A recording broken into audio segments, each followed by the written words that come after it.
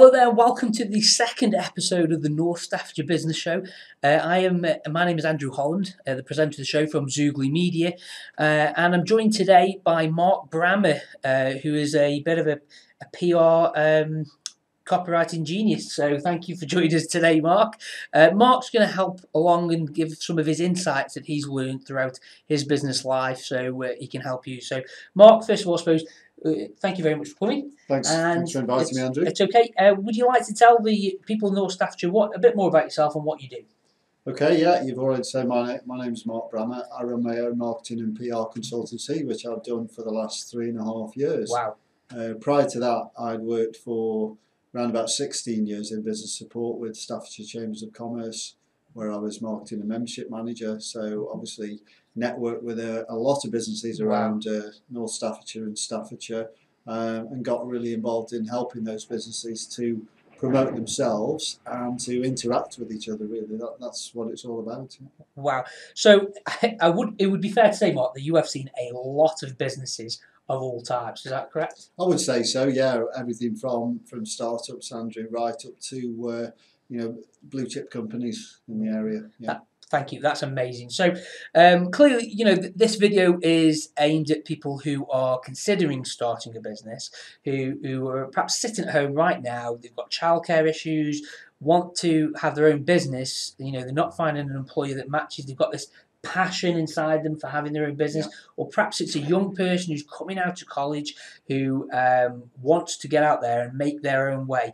What's the best advice you can get them to give them now, or say what's the top 5 tips you could give somebody who is thinking about starting their business regarding the PR point of view and the networking?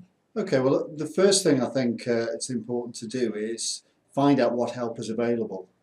There is a wealth of help out there for people looking to start their own businesses. It doesn't have to be daunting. People think, oh, I'm on my own here starting. Well, you're not. There are people there who want to help you and are actually paid to help you to start your business, as it were. Yes. So I would seek out organisations like the Chamber of Commerce, for example, like the Staffordshire Business Innovation Centre, the universities, the Job Centre, and also use your own network of people who you know. I think most people will have somebody within the family or within the circle of friends who's actually taken the leap of faith and run a business. So start to do your investigation and ask a lot of questions straight away. Right, okay. So, wow, thank you. That's really useful. I found that useful, to be fair, because there's some of those I wasn't aware of. So, okay, so the young person or the individual out there thinking about starting their business from a marketing perspective. So, say someone out there has got a business already. They've got they're at the very early stages, like myself. Yeah. What advice about marketing can you give them to reach a broader audience or perhaps a more targeted audience? What would you suggest? Well, I think one of the very first things to do is do an audit of your business to be and your own skills, to see exactly where you're going and start to formulate a plan about the strategy for your particular business. And I think once you've got a clear idea of what it is, what is your particular product or service, and who is your target audience, and you can do all these things again with the help of the organisations that I mentioned earlier, put together a business plan, start to put together a business strategy, and then from that your marketing plan should come out, because you should be able to recognise the sort of customers that you think you can target with your services or products, and also look at people who buy other products and services and see if there's a match with the sort of product and service that you're looking to develop. Right, that's a very interesting comment you just made at the end about looking at working with perhaps somebody else. Yeah. Who, and certainly in my industry, you'd be obviously web designers who need search engine optimization, which is what we do, and content production for their customers. That would be a good match, wouldn't it, for me personally? Okay, so to finish off, I suppose the one thing there's a lot of people concerned about out there, and certainly I was to a degree, is you've got no startup funds. You've got no money for advertising. You're literally at home with your idea and your concept. What's the most important thing that person can do to get started?